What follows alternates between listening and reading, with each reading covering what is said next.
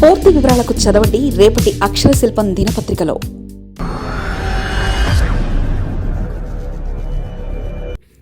భాగ్యనగర్లో త్రిశూల వ్యూహం. గ్రేటర్ ఎన్నికలపై CM Revanth Reddy master plan.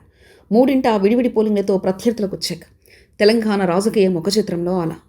Telangana రాజకీయ ముఖచిత్రంలో గ్రేటర్ హైదరాబాద్ ఎన్నికలు ఎప్పుడూ ఒక కీలక మలుపుగా నిలుస్తాయి. రాష్ట్ర అధికార పీఠాన్ని దక్కించుకొని ఏ పార్టీకైనా రాజధాని నగరంపై పట్టు సాధించడం ఒక సవాల్తో కూడుకున్న పని. ఈ నేపథ్యంలో ముఖ్యమంత్రి రేవంత్ రెడ్డి నాయకత్వంలోని కాంగ్రెస్ ప్రభుత్వం గ్రేటర్ రాజకీయాల్లో తనదైన ముద్ర వేసేందుకు అత్యంత వ్యూహాత్మక అడుగులు వేస్తుంది. ఇప్పటికే జీహెచ్ఎంసీ 3 వేర్వేరు కార్పొరేషన్లుగా విభజిస్తూ తీసుకున్న నిర్ణయం అమల్లోకి రాగా ఇప్పుడు ఆయా కార్పొరేషన్లకు ఎన్నికల నిర్వహణ విషయంలో ప్రభుత్వం అనుసరిస్తున్న విడివిడి వ్యూహం రాజకీయ వర్గాల్లో ఆసక్తికరమైన చర్చకు దారితీసింది. ఒకేసారి కాకుండా విడతల వారీగా ఎన్నికలకు వెళ్లడం ద్వారా అధికారాన్ని సుస్థిరం చేసుకోవాలన్నది రేవంత్ రెడ్డి అసలు ప్లాన్గా కనిపిస్తుంది. ఈ వ్యూహంలో అత్యంత కీలకమైన అంశం రాజకీయ శక్తి వికేంద్రణ. గతంలో వందల సంఖ్యలో ఉన్న వార్డులను పునర్విభజన చేయడం ద్వారా ఏ ఒక్క రాజకీయ పార్టీ కూడా ఏకపక్షంగా పట్టు సాధించకుండా చూడాలనేది ప్రభుత్వ ఆలోచన. ముఖ్యంగా బలమైన ఓటు బ్యాంకులు ఉన్న ప్రాంతాలను చిన్న చిన్న వార్డులుగా విభజించడం ద్వారా ప్రతిపక్షాల ప్రభావాన్ని తగ్గించమని కాంగ్రెస్ సూచిస్తుంది. ఈ వార్డుల పునర్విభజన ప్రక్రియ పూర్తయిన తర్వాతే ఎన్నికల బరిలోకి దిగాలని ప్రభుత్వం నిర్ణయించుకుంది.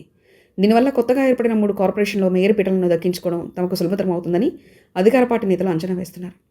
కేవలం పాలన చేరువ చేయడమే కాకుండా ప్రత్యర్థుల కోటలను బద్దలు కొట్టడమే పునర్విభజన వెనుక ఉన్న అసలు అంతర్గతం. ప్రస్తుత రాజకీయ పరిస్థితులను గమనిస్తే మల్కాజ్గిరి వంటి కీలక ప్రాంతాల్లో కాంగ్రెస్ పార్టీకి క్షేత్రస్థాయిలో ఇంకా పటిష్టమైన యంత్రాంగం అవసరం అనేది జిగమెరిగిన సత్యం. ఇక్కడ ఇప్పటికీ బీజేపీ, బీఆర్ఎస్ పార్టీలు బలంగా ఉన్నాయి. ఒకేసారి 3 కార్పొరేషన్లకు ఎన్నికలు నిర్వహిస్తే ఒకవేళ ఏదైనా ప్రాంతంలో ఫలితం లేదా తేడా వస్తే దాని ప్రభావం మొత్తం నగరంపై పడే అవకాశం ఉంది. అందుకే రేవంత్ రెడ్డి నష్ట నివారణ చర్యలో భాగంగా అత్యంత చాకచక్యంగా అడుగులు వేస్తున్నారు.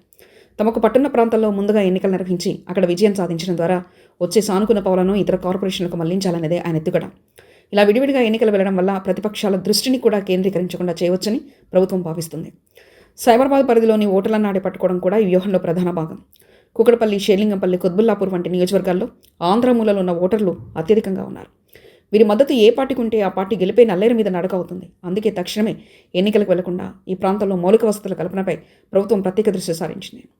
సైబరాబాద్ పరిధిలో రోడ్లు, డ్రైనేజీ, త్రాగునీటి వంటి సమస్యను పరిష్కరించి ప్రజల్లో నమ్మకం కలిగిన తర్వాతే ఓట్లు అడగాలని నిర్ణయించుకుంది.